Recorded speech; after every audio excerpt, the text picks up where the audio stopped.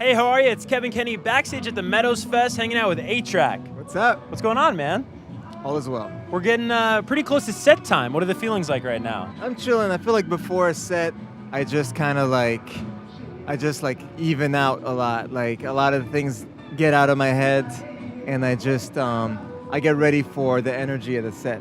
You know, it's like before the wave hits. Yeah. Whatever you call that thing. The calm before the storm, maybe? Yeah. You know, you do something kind of cool sometimes on social media, Instagram especially, where you'll actually post almost like your set list. Yeah, like a little screenshot. Yeah. What goes in, paint the picture for any fans of yours watching right now of what the prep work looks like for an A-Trak set at a festival. Like how much thought goes into the order of the songs, like how far out is that finalized? I would say that generally, none of my sets are fully planned out because I think a big part of what makes DJing what it is that spontaneity of reading the crowd and filling out the vibe, and when something works in one style, extending that, and also planning out how to surprise the crowd with the sharp turns and stuff. Festivals themselves, because the sets tend to be an hour, which is a little short for a DJ set, I'll do a little bit of planning because I'll think of what are the key songs. Specifically, maybe some of my own songs or songs that I have little tricks on that I want to make sure I play, and I'll think of where they'll fall, which ones will be towards the beginning, towards the end, or whatever. And then a lot of the connective tissue happens on the spot. That's cool. So room for audibles and for sure. Flexibility. For sure. And I think in a sense, some of the prep work, there's certain bits in my set that I may have come up with months ago that still make sense, and there's certain things that I might just think of 1 or 2 days prior, and there's little clusters of songs that I know make sense together, and there's things that are improvised on the spot. So it really varies as far as not only how much of it is planned, but even between things that might be planned, some of them, there might be a song that came out last week that I'll just that you got to put in there. Yeah, That's because so cool. I'm a DJ. I have to, I'm playing relevant music. Definitely. Yeah. We're in the shadow of Citi Field over here where the Mets play in Queens, New York for the festival. You did something pretty cool right down the road in Brooklyn not too long ago with these first annual Goldie Awards. Yeah, that was fun. So the Goldie Awards is a new DJ battle and producer battle that I organized.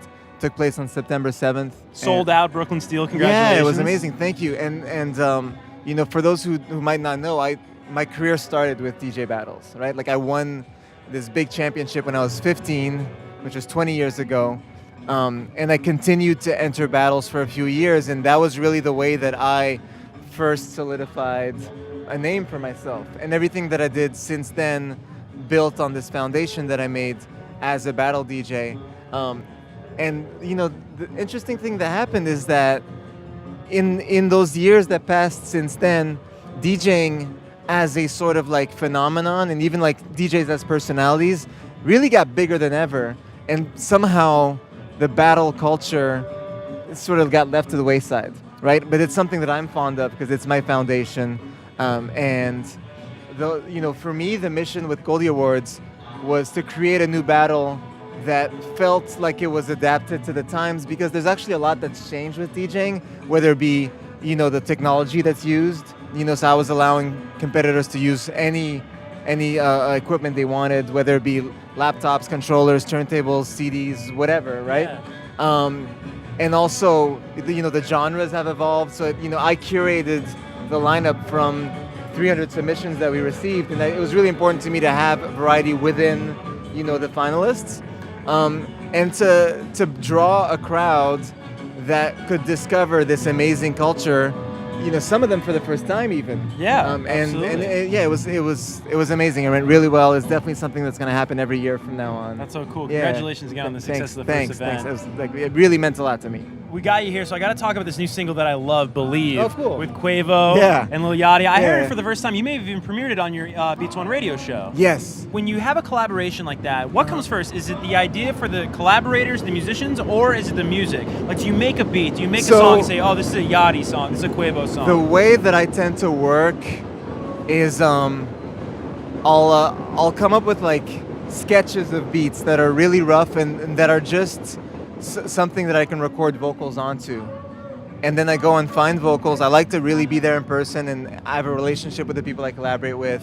So then I go and get that vocal, and then I work on the production again after the fact, quite a lot. So with Believe, the beat changed a ton after I recorded the guys. So it started with a studio session last year in Atlanta, where I recorded Quavo and Yachty together at their usual studio, like really in their comfort zone, with a track that ended up changing a lot. And then, I just sort of like dump it on my hard drive, go home, tour, do all these other things, and then like as the ideas come in, try switching stuff around until it feels right.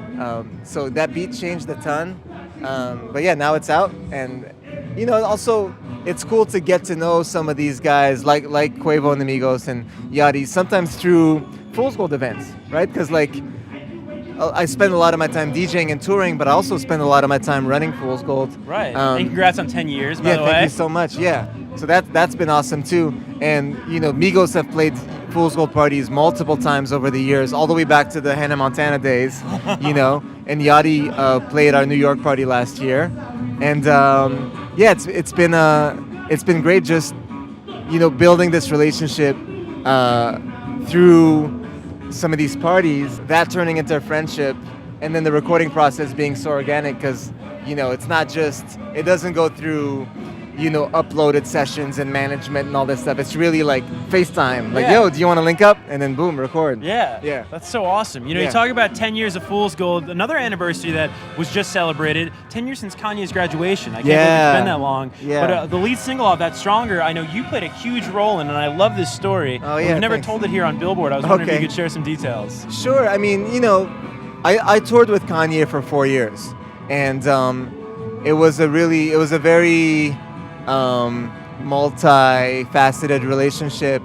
and a real friendship, that we struck during those years.